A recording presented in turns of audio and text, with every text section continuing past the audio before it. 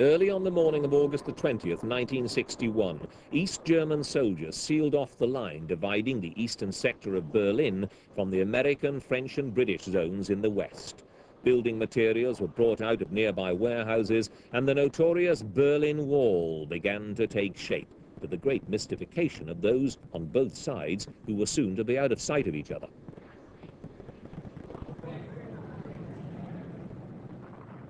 The Western powers immediately expressed outrage at this swift and brutal action. The American Secretary of State, Dean Rusk, described the wall as a flagrant violation of the right of free circulation throughout the city, in direct contravention of the four-power agreement reached in Paris in 1949. But it became increasingly obvious there was nothing they could do.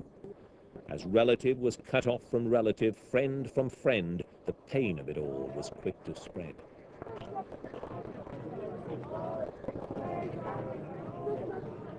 But none of this made a dent in the East German government's resolve to go ahead with the wall. They decided to build it to prevent the growing numbers of East Germans from voting with their feet. In other words, fleeing to the west to seek a new life away from the restrictions and disciplines of the communist regime.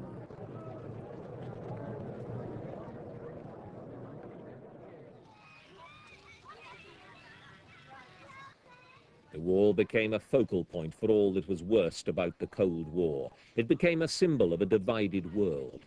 As a generation grew up behind it, over the years, hundreds tried to escape. Through the defenses, over them, under them.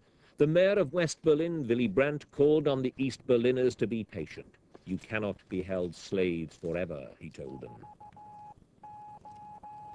But they had to wait for more than a generation for that prophecy to come true. Die Lage in diesem Abschnitt an der Sektorgrenze ist unverändert.